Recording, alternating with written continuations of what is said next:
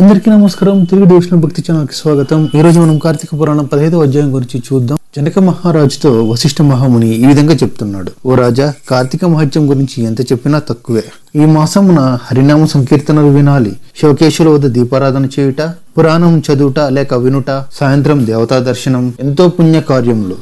అటులా చేయలేని వారు కాలసూత్రం అనేది నరకమున పడి కొట్టుమిట్టాడుదురు. కార్తీక శుద్ధ ద్వాదశి దినమున మనసారా శ్రీహరిని పూజించిన వారికి అక్షయ పుణ్యం కలుగును. శ్రీమన్నారాయణి గంధ పుష్ప అక్షతలతో పూజించి దీపదీప నైవేద్యాలు ఇచ్చిన ఎడల విశేష ఫలం పొందుతారు. ఈ విధంగా నెల రోజులు విడవక చేసిన ఎడల అట్టివారు దేవదిందుబులు మోగుచూ ఉండగా విమానమెక్కి వైకుంఠానికి వెళ్తారు. నెల రోజులు చేయలేని వారు కార్తీక శుద్ధ త్రయోదశి, చతుర్దశి పుణ్యం రోజులందైనా నిష్ఠతో పూజలు చేసి ఆవనేతితో దీపం ఉంచవలను. ఈ మహా కార్తీకంలో ఆవపాలు పితికినంతసేపు దీపం ఉంచినా అట్టివారు మరుజన్మలో బ్రాహ్మణుడిగా జన్మించును. ఇతరులు ఉంచిన దీపము ఎగద్రోసి వృద్ధి చేసిన ఎడల లేక ఆరిపోయిన దీపంను వెలిగించినా అట్టి వారి సమస్త పాపాలు హరించుకుపోవును. అందుకు ఒక కథ ఉంది అని చెప్పి వశిష్ఠుల వారు జనక మహారాజుకి కథను చెప్పడం ఆరంభించారు. సరస్వతి నది తీరమున శిథిలమైన దేవాలయం ఒకటి కలదు. కర్మనిష్ఠుడనే ఒక యోగి పుంగవుడు ఆ దేవాలయంకు వచ్చి కార్తీక మాసం అంతా అక్కడే ఉండి పురాణ పఠనం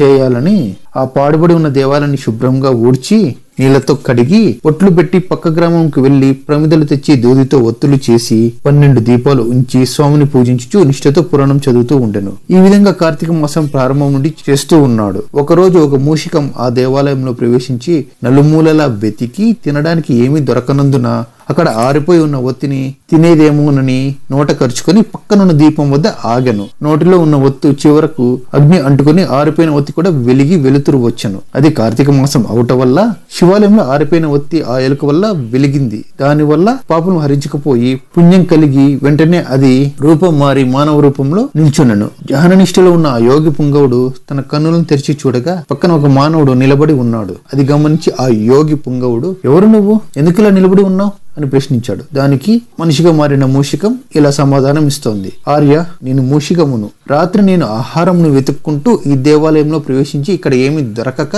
నెయ్యి వాసనలతో ఆరిపోయిన ఒత్తిని తినేదేమో అనుకుని నోట ఖర్చి పక్కనున్న దీపం చెంత నిలబడి ఉండగా నా అదృష్టం కొద్దీ ఆ ఒత్తి వెలిగింది. దానివల్ల నా పాపాలు పోయి వెంటనే పూర్వజన్మ రూపం వచ్చింది. కానీ ఓ మహానుభావ, నేను ఎందుకు ఈ ఎలక జన్మ ఎత్తవలసి వచ్చిందో దానికి గల కారణం ఏమిటో మీరు చెప్పగలరా అని కోరాను. దానికి యోగీశ్వరుడు ఆశ్చర్యపడి తన దివ్య దృష్టితో చూసి, కిందటి జన్మలో నీవు ఒక బ్రాహ్మణుడవు, నిన్ను బాహ్లీకుడని పిలిచేవారు. నీ కుటుంబాన్ని పోషించడానికి వ్యవసాయం చేస్తూ ధనాశపరుడై దేవ పూజలు నిత్యకర్మలు మర్చి నీచుల సావాసం వలన నిషిద్ధాన్నం తినుచు మంచివారును యోగులను నిందించుచు పరుల చింత స్వార్థ చింత గలవాడై ఆడపిల్లలను అమ్ము వృత్తి చేస్తూ దానివల్ల సంపాదించిన ధనాన్ని కూడబెట్టుకుని సమస్త తినుబండారాలను చౌకగా కొని తిరిగి వాటిని ఎక్కువ ధరకు అమ్మి అలా సంపాదించిన ధనం నువ్వు అనుభవించక ఇతరులకి ఇవ్వక ఆ ధనం భూస్థాపితం చేసి పిసినారివై జీవించావు. మరణించిన తరువాత ఎలక జన్మం ఎత్తి వెనుకటి జన్మ పాపాన్ని అనుభవించావు. నేడు భగవంతుని దగ్గర ఆరిపోయి ఉన్న దీపాన్ని వెలిగించినంత మాత్రాన పుణ్యం పొందావు.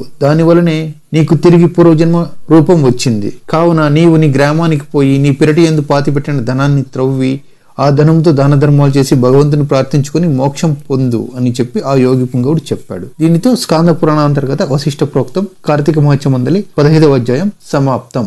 దయచేసి ఛానల్ సబ్స్క్రైబ్ చేసుకుని పక్కనే ఉన్నట్టు గంట సింబల్ని కొట్టేసి వీడియోని షేర్ మరియు లైక్ చేయండి. ధన్యవాదాలు.